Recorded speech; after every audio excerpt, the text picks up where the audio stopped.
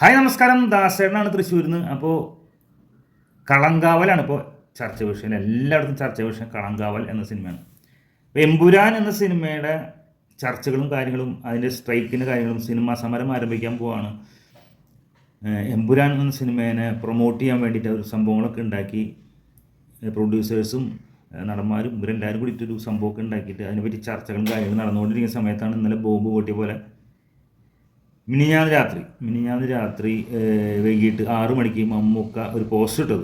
മമ്മൂക്ക അങ്ങനെയാണല്ലോ എപ്പോഴും, മറ്റുള്ളവരൊക്കെ കോടികൾ ചിലവാക്കി സംഭവം ചെയ്യുമ്പോൾ മമ്മൂക്ക ചെറിയൊരു സാധനം കൊണ്ടൊന്ന് കടച്ചു കളയും.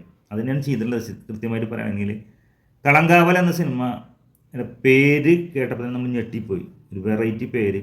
ഇത്രയും നാൾ നമ്മൾ ജിതിൻ കെ ജോസ് വിനായകൻ സിനിമ എന്നുള്ള രീതിയിൽ, മമ്മൂട്ടി വിനായകൻ സിനിമ എന്നുള്ള പേരിലായിരുന്നു വിനായകൻ നായകനാകുന്നു എന്നുള്ള രീതിയിലൊക്കെ പറഞ്ഞ് ഒരു വില്ലനായുള്ള കഥാപാത്രമാണെന്ന്, സൈനൈഡ് മോഹൻ്റെ കഥാപാത്രമാണെന്നൊക്കെ പറഞ്ഞിട്ട് നമ്മൾ പറഞ്ഞിരുന്നു. എങ്ങനെ പേരിട്ടുണ്ടായിരുന്നില്ല. പേരിടാത്തതിന് പലരും വിഷമം പറഞ്ഞിരുന്നു. സിനിമ ഇത്ര നാളായിട്ട് ഷൂട്ടിങ്ങൊക്കെ കഴിഞ്ഞിട്ടും പേരിടുന്നില്ല എന്നൊക്കെ കാര്യങ്ങൾ പറഞ്ഞുകൊണ്ടിരിക്കുന്ന നേരത്താണ് മമ്മൂക്ക സാധനം ഇറക്കി വിട്ടത്, കളങ്കാവൽ എന്ന പേര്. അപ്പോഴാണ് പലരും ഇതിനെ പറ്റിയിട്ട് കളങ്കാവൽ എന്താണ് സംഭവം, കളങ്കാവൽ എന്ന് പറഞ്ഞാൽ അങ്ങനെ ഒരു വാക്ക് നമ്മൾക്ക് മലയാളത്തിൽ ശരിക്കും കേട്ടിട്ടില്ല. എന്താണ് സംഭവം എന്ന് നോക്കുന്ന സമയത്ത് അങ്ങനെ ഒരു ആചാരമാണെന്ന് മനസ്സിലാക്കാൻ സാധിച്ചു. അത് തിരുവനന്തപുരം ഭാഗത്തുള്ളൊരു വെള്ളായണി അമ്പലത്തിലും അവിടുത്തെ ദേവിയുമായിട്ട് ബന്ധപ്പെട്ടുള്ളൊരു സംഭവമാണെന്ന് മനസ്സിലാക്കാൻ സാധിച്ചു. അതായത് അതൊരു ഉത്സവം കാര്യങ്ങളൊക്കെയാണ് കളങ്കാവൽ എന്ന് പറഞ്ഞില്ല. അത് ദാരികനുമായി ബന്ധപ്പെട്ട് നമുക്കറിയാം, ദാരികനെ കൊന്നതാണ്. അതായത് ദാരികൻ ലോകത്തിൽ വളരെയധികം നാശനഷ്ടം സംഭവിപ്പിച്ചു കൊണ്ടിരിക്കുന്ന ഒരു വില്ലനായിട്ടുള്ളൊരു ആളായിരുന്നു. ആളെ കൊല്ലാൻ വേണ്ടിയിട്ടാണ് കാളി ദാരികനെ തലയറുത്ത് കൊന്നത്. അതുമായി ബന്ധപ്പെട്ടാണ് ഈ സ്റ്റോറി എന്നും അതിലൊരു തീമും ഉണ്ടെന്ന് നമുക്ക് മനസ്സിലാക്കാൻ സാധിച്ചത്. അപ്പോൾ അതെന്താണെന്ന് നമുക്ക് നോക്കാം. ഇതുകൂടാതെ വേറൊരു കഥയും കൂടി ഇതിൽ വരുന്നുണ്ട്. ഈ പറഞ്ഞ പോലെ ഒരു ചെത്തുകാരുണ്ടായിരുന്നു. ആ ചെത്തുകാരൻ ഞാനിതിപ്പോൾ വായിച്ചാണ് കേട്ടോ. ഇപ്പോൾ കൂടുതലായിട്ട് ഫേസ്ബുക്കിൽ നിന്ന് മറ്റുള്ളവരിൽ നമ്മൾ വായിച്ചെടുത്ത് മനസ്സിലാക്കിയതാണ്. ഒരു സ്ഥിരമായിട്ട്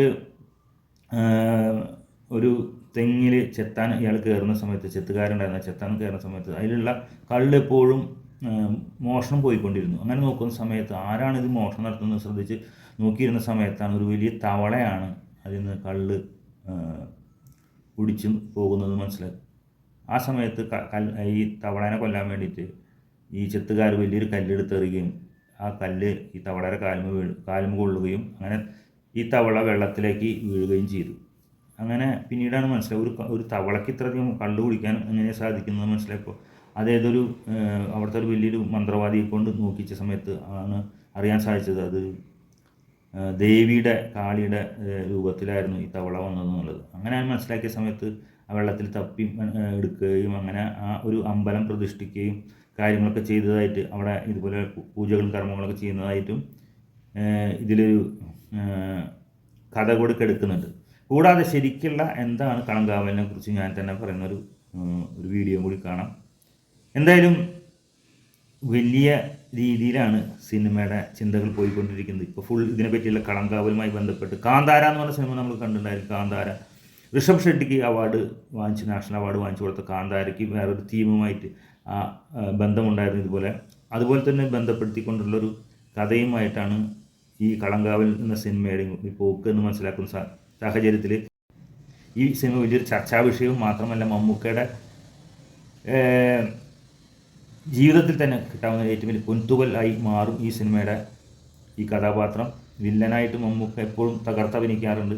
വലിയ രീതിയിൽ തന്നെയാണ് നമ്മൾ പ്രതീക്ഷിക്കുന്നത്. അതുപോലെ തന്നെ വിനായകന് ഇതിൽ ദേവിയുടെ അല്ലെങ്കിൽ കാളിയുടെ രൂപം ആണെങ്കിൽ ഈ പടം പിന്നെ മുട്ടാൻ വേറൊരു സിനിമയ്ക്കും സാധിക്കില്ല എന്ന് മാത്രം പറഞ്ഞുകൊണ്ട് ഇതിൻ്റെ ഞാൻ ഈ മനസ്സിലാക്കിയിട്ടുള്ള കുറച്ച് കളങ്കാവലിൻ്റെ കാര്യങ്ങൾ കൂടി കണ്ടിട്ട് നിങ്ങൾക്ക് ഈ വീഡിയോ അവസാനിപ്പിക്കാവുന്നതാണ്. അപ്പോൾ എല്ലാവർക്കും ആശംസകൾ. എന്തായാലും കളങ്കാവലിനെ കുറിച്ച് കൂടുതൽ കാര്യങ്ങൾ